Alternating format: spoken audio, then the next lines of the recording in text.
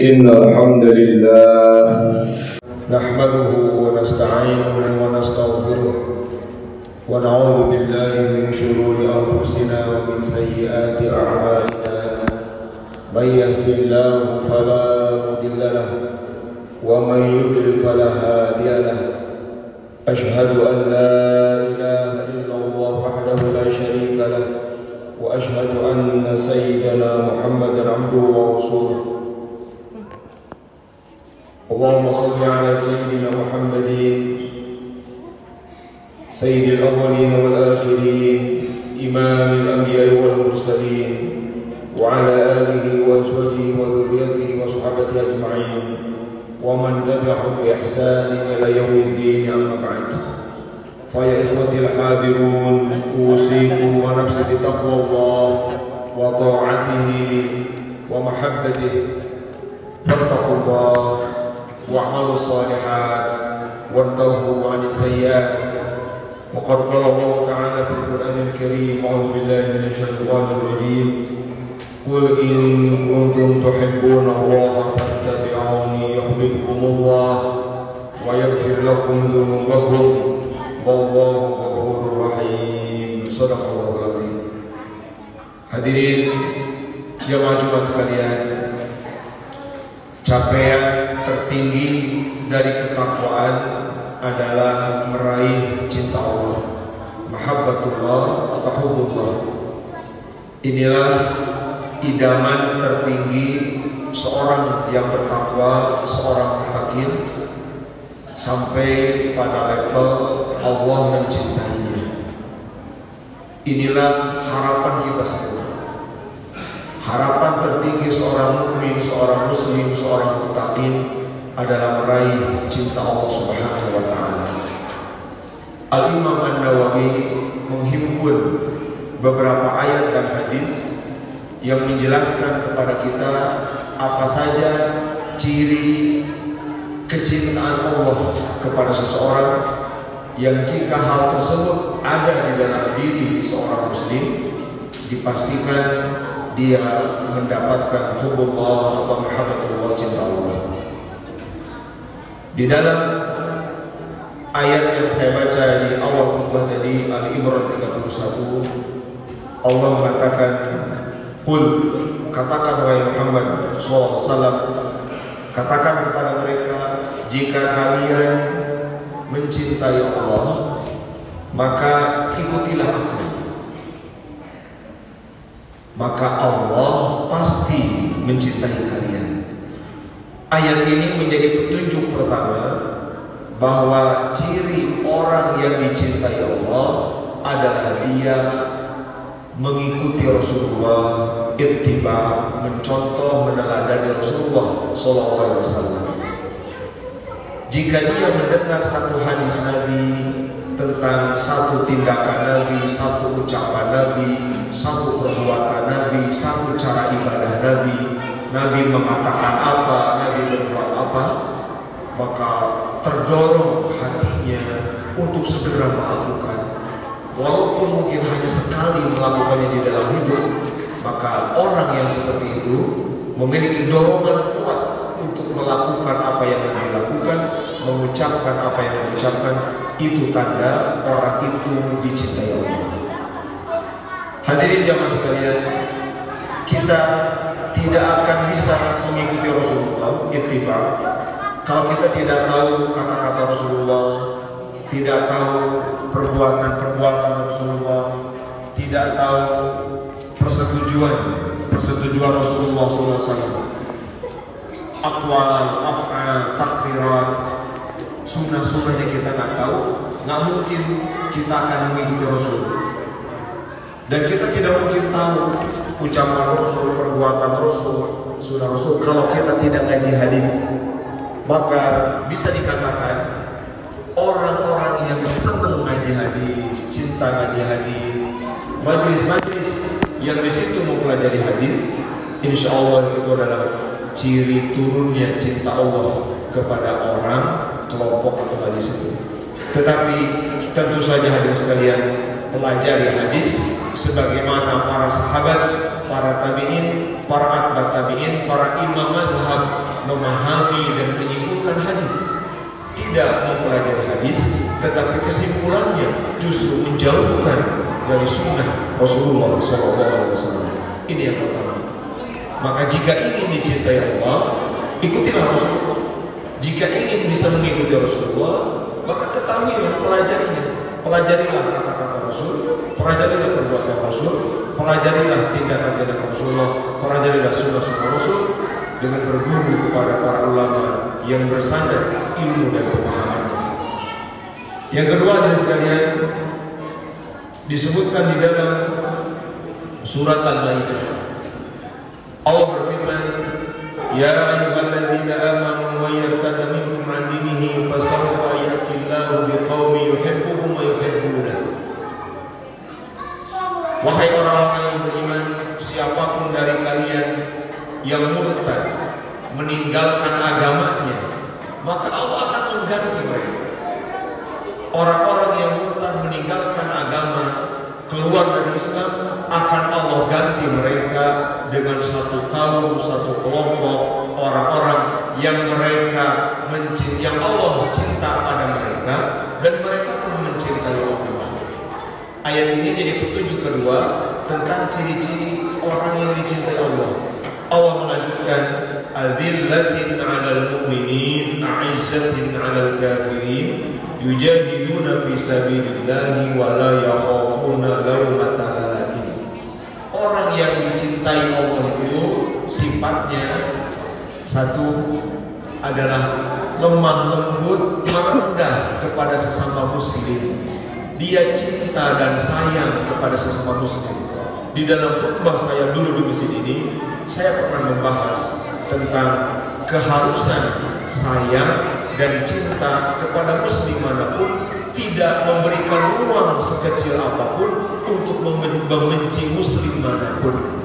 Itulah, maka jika ada di antara kita yang begitu mudah mencintai orang, begitu mudah santun kepada orang, begitu mudah berprasangka baik pada orang, begitu dia menghindari sekecil apapun sikap mengganggu orang, itu adalah alamat orang yang mendapatkan cinta Allah.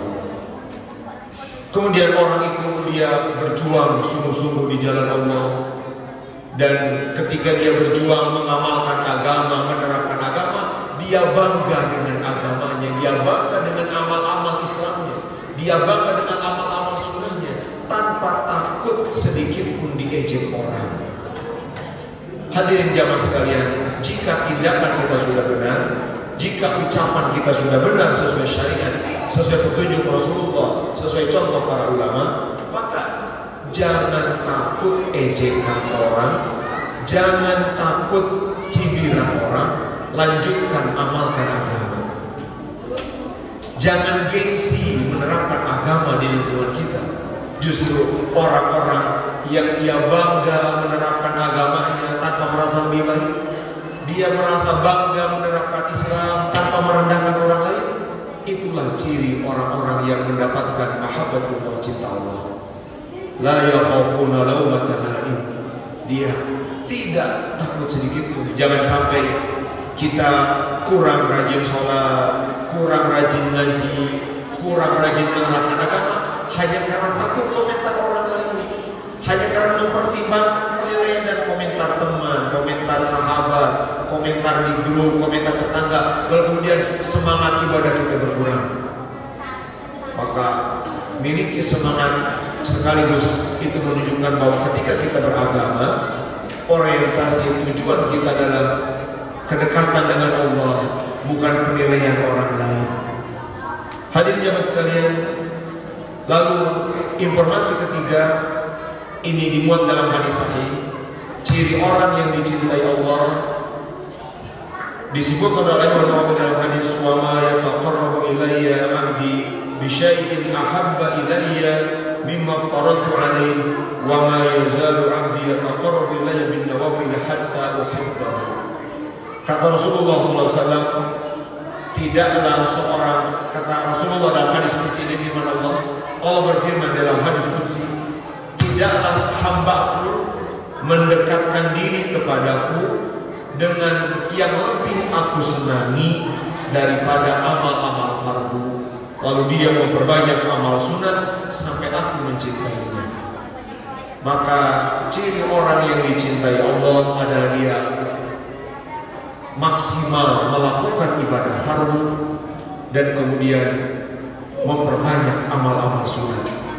Ibadah fardunya diseriusi, dipastikan benar tata caranya, dipastikan tepat pelaksanaannya, tidak sekadar bermodal semangat, tidak sekadar bermodal ini, tetapi dia perkaya dengan ilmu sehingga semua ibadahnya sahih, semua ibadahnya benar.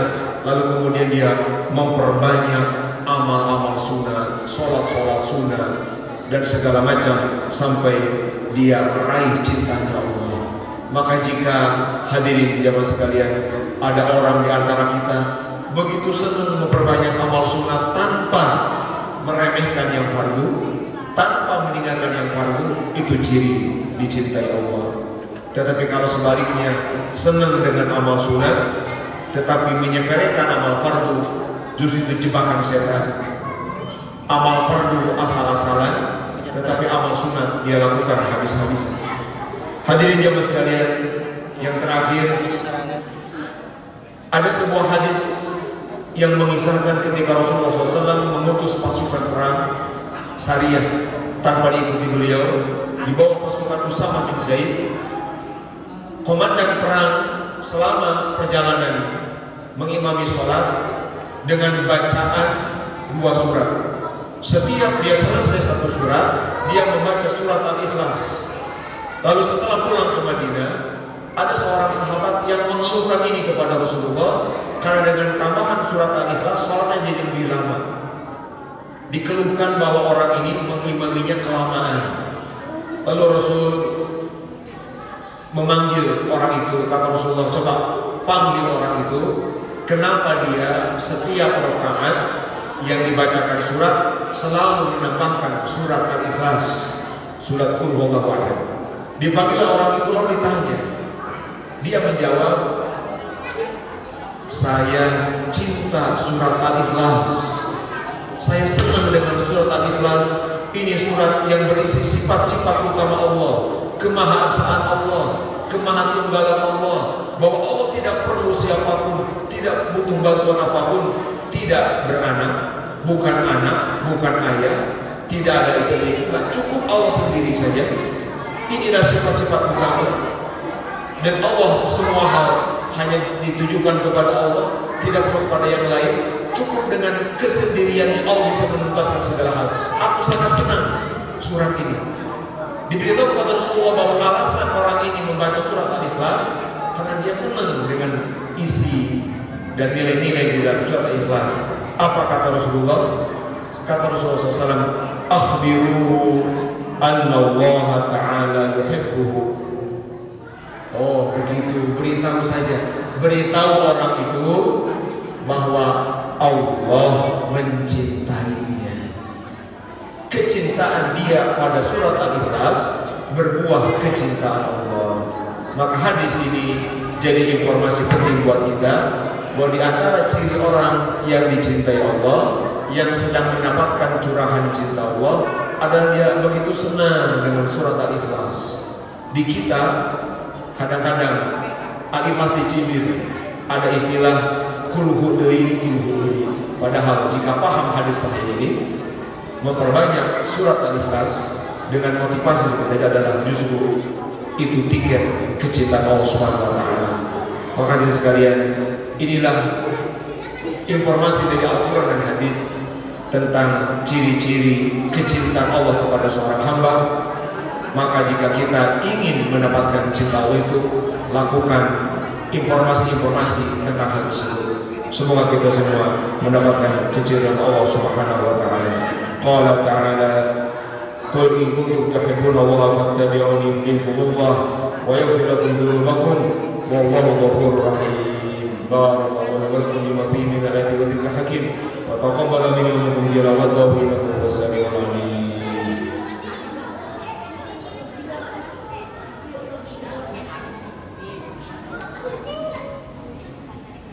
Alhamdulillahi rabbil alamin wa sallallahu wa sallama wa baraka ala sayyidina Muhammadin khatamin nabiyyin ولا حول ولا قوة إلا بالله العلي العظيم.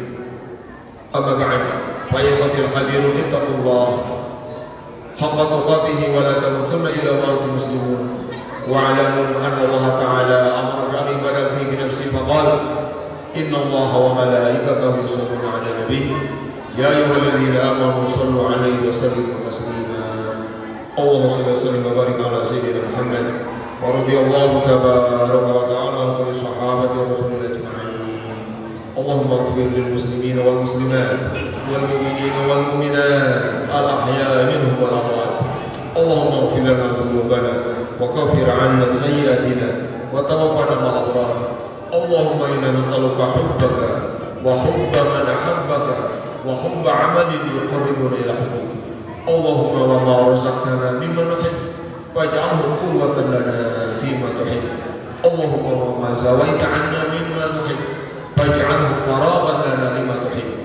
اللهم ربنا لا تزغ قلوبنا بعد إذ هديتنا وهب لنا من لدنك رحمة إنك أنت الوهاب. اللهم ربنا لا تؤاخذنا إن نسينا وأخطأنا. ربنا ولا تحمل علينا إصرا كما حملته على الذين من قبلنا. ربنا ولا تحملنا ما لا طاقة لنا به واعف عنا واغفر لنا وارحمنا أنت مولانا فانصرنا على القوم الكافرين. اللهم اجعلنا وإياهم في حفظك وعيادك وعبادك وعيالك وجوارك وأمنك وعمانتك وحزبك وحفظك وسلك ولطفك من كل شيطان وسلطان وإنس وجان وبغي وحسد وسبب وحية وأقرب ومن شر كل دابة أنت آخذ بناصيتها المرء على صراط المستقيم. اللهم ربنا آتنا في الدنيا حسنة وفي الآخرة حسنة وقنا عذاب النار وادخلنا الجنة مع الأبرار يا عزيز يا غفار يا رب العالمين. عباد الله إن الله يأمر بالعدل والإحسان وإيتاء ذي القربى